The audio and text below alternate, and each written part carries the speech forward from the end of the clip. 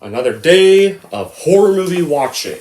So, what have we got today? Well, it seems like Declan Kearns has suggested a movie where the tagline is, "You can't run away from your own mind." Drop on by the Clown Cafe. Drop on by the Clown Cafe. The grub is downright gruesome, but your appetite's obey. 'Cause food's a little funny. Food's a little funny. Food's a little funny at the Clown Cafe.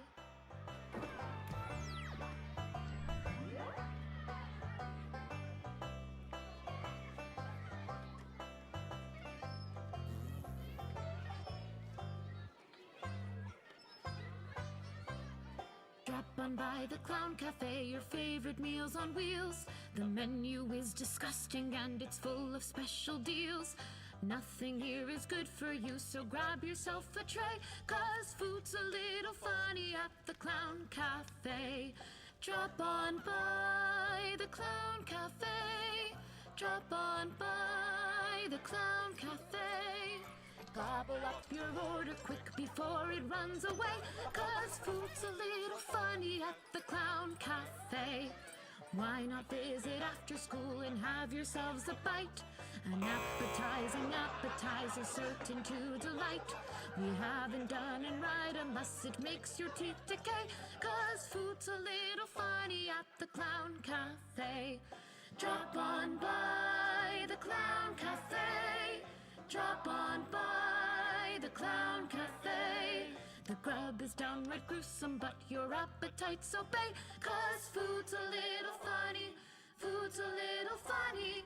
Food's a little funny at the Clown Cafe.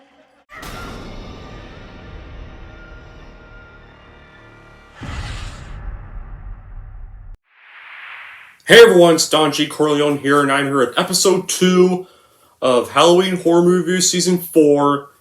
And this episode is going to be for a horror film from 1990. It's directed by Adrian Lyne. And this one, believe it or not, guys, was suggested or requested by Declan Kearns. Long before, once again, like the last episode, long before I had planned Halloween Horror Reviews 4. This request happened during when I made my best horror films of all time list on Letterboxd. And Declan Kearns commented below suggesting I should watch Jacob's Ladder. So, when I was coming up with Halloween Horror Reviews 4, I decided that Jacob's Ladder would be part of this season. And it was going to be episode 2. So, yeah. This episode is going to be for Jacob's Ladder. Released in 1990, directed by Adrian Lyne, and requested or suggested by Declan Kearns.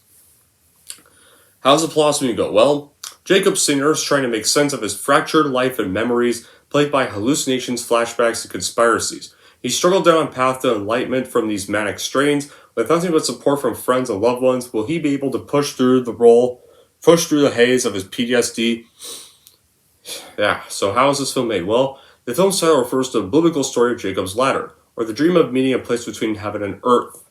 And its little-to-known alternate title was Dante's Inferno, which was a reference to Inferno by Dante Alighieri. Screenwriter and co-producer Bruce Joel Rubin perceived the film as a modern interpretation of the liberation through Harding during the immediate state, the Tibetan Book of the Dead. And Rubin even stated that the inspiration, in a sense, was in his entire spiritual upbringing. Once he had a meditative life, they'd start to see that the world is really far different than what it appears to be. What appears to be finite is really couched in the infinite, and the infinite imbues everything in our lives. Before writing his script for Jacob's Ladder and Ghost, which also, believe it or not, was a film released a few months earlier in the same year of 1990, the Jewish-born Rubin spent 2 years in a Tibetan Buddhist monastery in Nepal. Previously, he'd also written afterlife-themed Brainstorm and Deadly Friendly.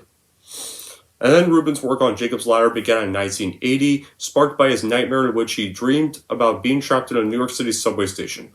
For several years, Rubin tried to sell the script without success. He was immediately given offers from studios specializing in its low-budget horror productions, but insisted on holding out in favor of being-funded studios and directors. The script began attracting attention after getting listed as one of American Films Magazine's top 10 unproduced screenplays.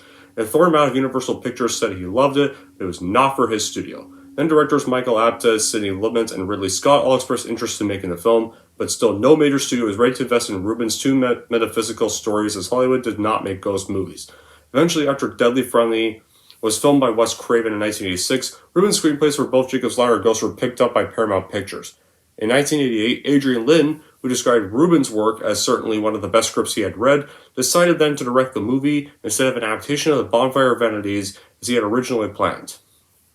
And the ownership and policy changes at Paramount resulted in cancellation of the project, and the executives had doubts that the film's ending and the scenes taking place in Vietnam. The independent film studio Carloco Pictures decided to take over the production of Jacob's Ladder, giving Lynn a greater creative control, and a budget of $25 million. And Rubin became the film's co-producer, along with Mario Casar, Alan Marshall, and Andrew G. Vajna. And Adrian Lyne stated that he could see why people didn't want to make it for so long. It read like a novel, and it was intimidating because it was written so descriptively. Bruce had these very literal images in heaven and hell, that he didn't know how to bring it off. And now they influence a character with horns. And Lyne had downplayed Rubin's intimidating Old Testament themes, said he was prepared making the film by watching endless documentary films about the war in Vietnam, and reading countless chronicles of near-death experiences. The film's plot device of a long period of subjective time passing plays an instant that was explored by several authors. And then when it came to casting and the auditions, Tim Robbins and Elizabeth Pena were among the first actors to audition for the roles of Jacob and Jesse. But Carloco Pictures initially demanded more established stars in the role. Then Dustin Hoffman, Richard Gere, and Al Pacino were considered for the role of Jacob, while Annie McDowell, Julia Roberts, Demi Moore, and Madonna were considered for the role of Jesse. Lyne ultimately decided to cast Robbins and Pena anyway. In casting the role of Jacob, Tim Robbins said the film presented him a great opportunity to go in a different direction. He usually loved doing comedy around this time, but he knew he could do other things as well. And when it came to filming the movie, filming began in New York City on September 11th, 1989, and it took place on location in State Island, Queens, and Brooklyn. Jacob and Jesse's apartment was filmed on a soundstage on West 23rd Street, and the subway dream sequences were shot in a band level of Bergen Street Station. So, after the film was shot and marketed, and concluded in Tortuga Lagoon in January 1990, Jacob's Ladder was once again made by Carloco Pictures, 10 years after being written. And upon release, though, despite the good reviews it's got, it only did moderately well at the box office. I don't think it really nearly surpassed its budget. Not as much as like Adrian Lyne's Fatal Attraction or Ghost surpassed their budgets and became such big hits at the box office in their runs. This one, I believe, only made around $26 million.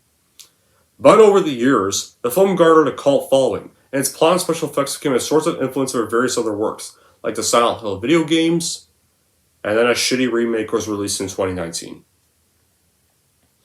Now as for my reaction, well, I had never seen this movie before, but I had heard of it. And y'all know, I was listening by Declan Kearns, I think, earlier this year or last year. I bought this movie from a vintage DVD store and watched it last night. What did I think about it? This movie is a masterpiece. It's one of the greatest horror films ever made in the 90s. I think the key to liking this movie is by knowing absolutely nothing about it beforehand. Just let the story and all of its development surprise you. The movie keeps throwing you around. The one moment seems like as if it's going to be a horror, the other is as if it's going to be a drama, and the other moment as if it's being a mystery thriller. While also at times either supernatural elements in it and not. So basically the one moment the movie is being a realistic one, while the other is being clearly more than that. There's a lot going on, but the movie never becomes a confusing one.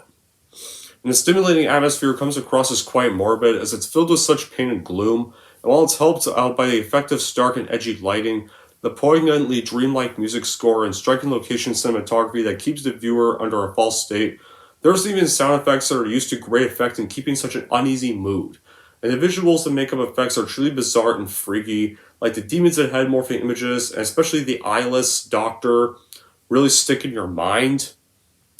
And Lynn's direction really sets up some incredibly well-staged moments of suspense, tension, and edginess, where he builds such a murky and downbeat atmosphere that comes across as one surreal dream. You don't know what's actually real and what's not. The pace of editing is reasonably solid too. There's even some disturbing scenes that play on the mind, and it's horrifically unnerving opening, fairly unusual imagery and strange occurrences.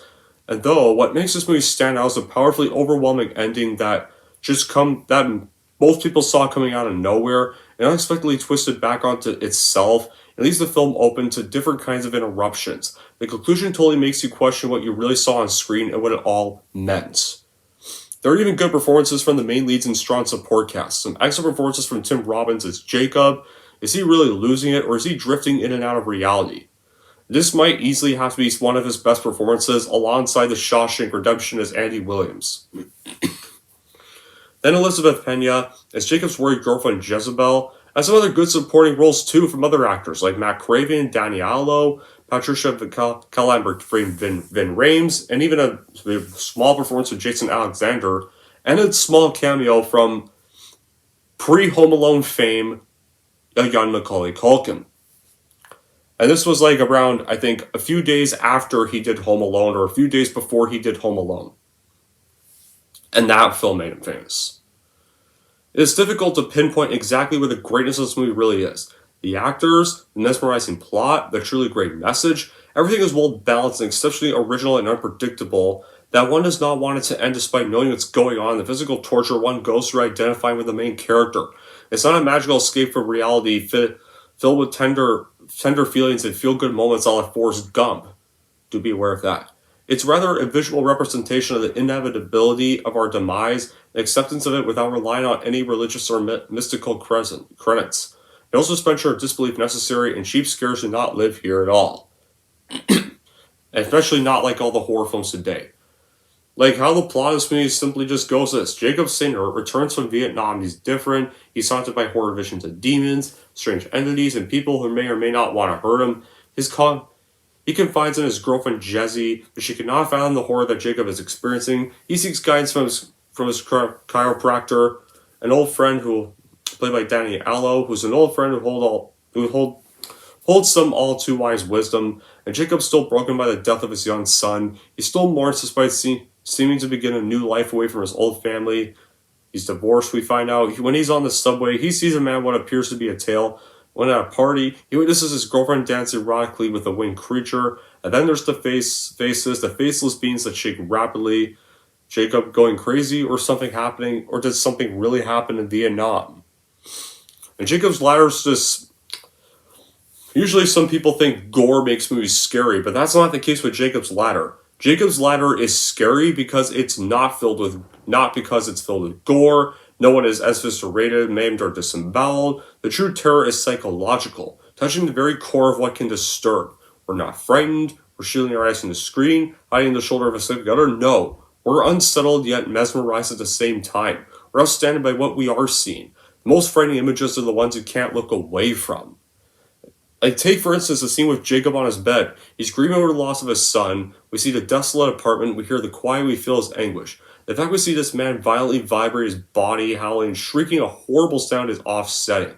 That man is not supposed to be there. Jacob knows that, but we know that. But yet the director Adrian Lyne knows this very well. And by incorporating an image so unusual at such an abrupt moment, it shows us the level that the film has taken. Lyne is now able to do anything, show us anything. He's picking the puppeteer not only of the characters, but of the audience. When the director takes away your entire sense of reality, he becomes dangerous, and the audience is more alone now than ever once this scene happens in the movie. And the movie turns momentarily to a government conspiracy thriller, because Jacob learns that his army buddies have abandoned the case, and so is the lawyer. Jacob's pretty sure that the army has pressured them out. He's proven correct when he himself is forced into a car for a friendly conversation with a couple of government thugs. Jacob fights them off and jumps out of the car. This landing hurts his weak back, and he's taken to a hospital, especially after he was robbed by a charity Santa Claus who steals his wallet with Jacob's only picture of Gabe. Then the movie is also known as Dante's Inferno, and we understand why when Jacob arrives at the hospital. This was easily, to me, the best part of the movie because because they actually can show that hospitals can be a terrifying place at times.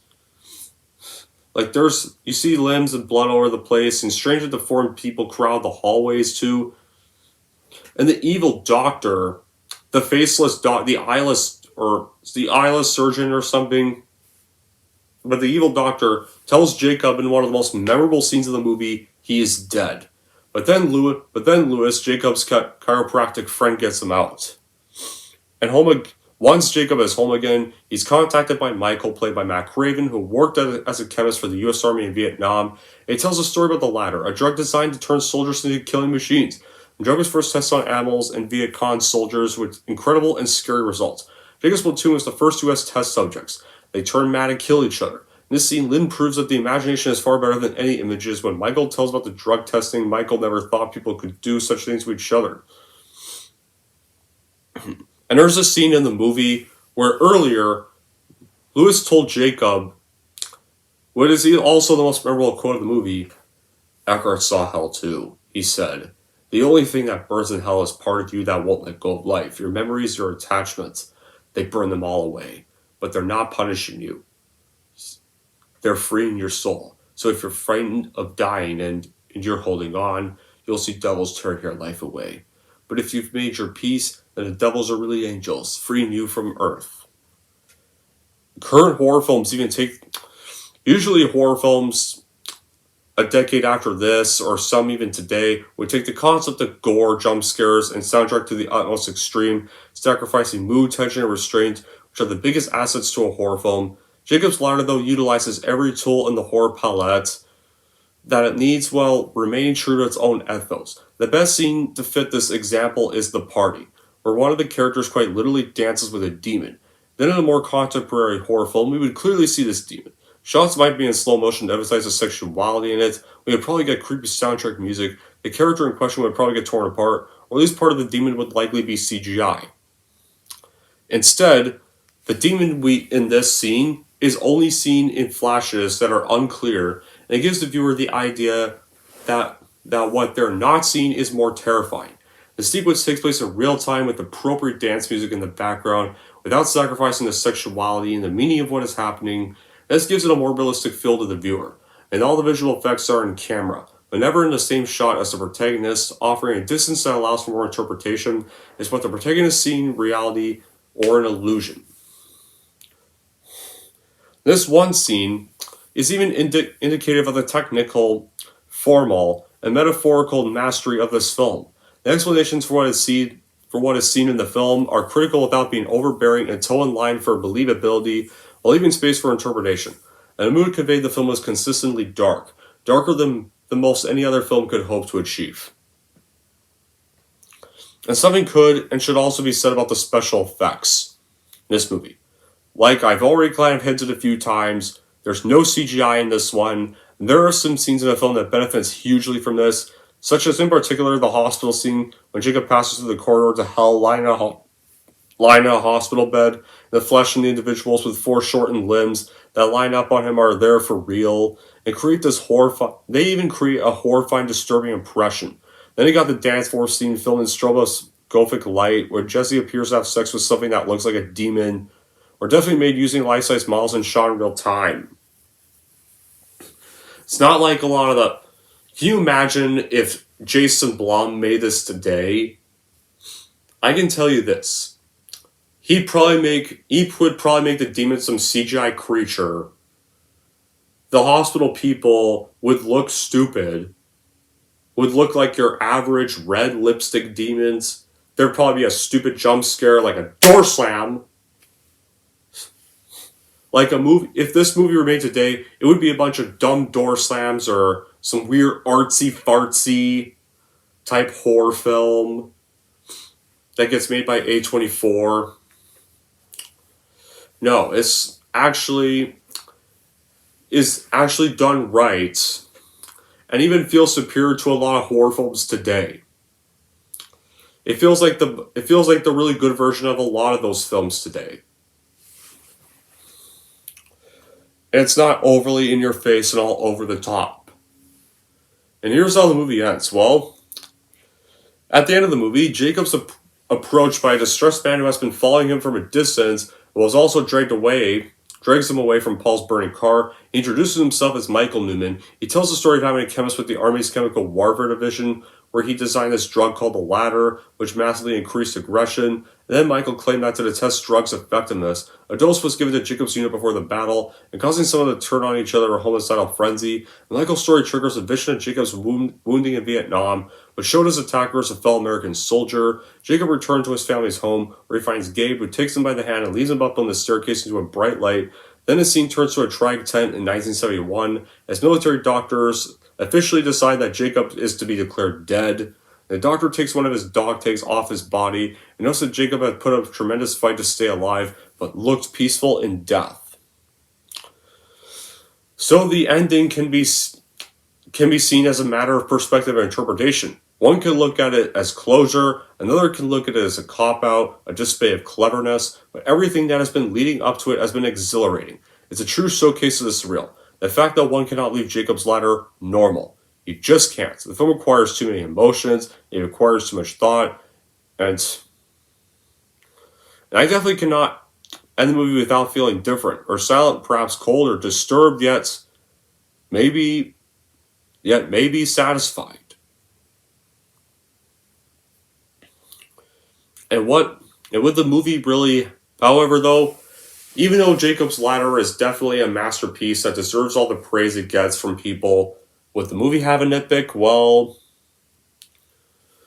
I didn't really get surprised by the ending because of three main reasons. Because at the beginning, I knew the thematic of the movie. Some clues are also given along the movie to the final disclosure, especially this one. I'm kind of familiar with films with this thematic tone in quite a few years previously, so I'm kind of prepared for an ending like this. I'm sure this ending was probably surprising for a lot of people, but I'm familiar with more surreal horror films like this, so I think I may have saw the ending coming a long way. Or just what I also found a little confusing. So my nitpick in short, the ending is a bit predictable and a little confusing for some people. It doesn't make too much sense. It's kind of mysterious. Some people may not get it. But other than that, Jacob's Ladder is a masterpiece in 1990 that should definitely be seen and praised by the horror community a lot more, and deserves all the praise it definitely keeps getting. In the end, I totally recommend watching and buying Jacob's Ladder for those who are fans of psychological horror and fans of Adrian Lyne. Anyways, that's it for my review of Jacob's Ladder. And you're wondering how I'm going to rate Jacob's Ladder. Here's how I'm going to rate this movie. So overall, if you're all fans of psychological horror and Adrian Lyne is a director in general, then totally watch and buy Jacob's Ladder for your horror collection and movie collection in general. And if you're wondering how I'm going to rate Jacob's Ladder, I'm going to give Jacob's Ladder a 9 out of 10. There we go. That pretty much wraps up episode 2 and wraps up my review for Jacob's Ladder. So, what's going to be the next episode? Well, episode 3 for this season is going to be for what is considered to be one of Empire Fan Productions' favorite movies of all time. Or one of Empire Fan's top favorite movies of all time. I bought this movie earlier this year. I've been meaning to watch it for a while. I'll give a hint of this. It's not a Star Wars film, it's not a DC film, and it's not Jaws. I reviewed Jaws last year, and it's not Jurassic Park, it's not E.T. This is a film from 1990, and it stars Kevin Bacon, and it's a B-monster movie. Yes, guys, Tremors is going to be the next episode. I'm about to go watch that right now after I make the thumbnail for this and edit this video, and then watch this while it's exporting. While this video is exporting to my camera roll, then I can upload it and have it set to premiere for the week of, have it premiere September 25th, same time as the Reanimator review premiered. And yeah, so the next 2 episodes are going to be ones I thought of myself. But until then, guys, that will be it for this review. Thank you all for watching. If you like this, want to see more, don't forget to like and subscribe to Don G. Corleone.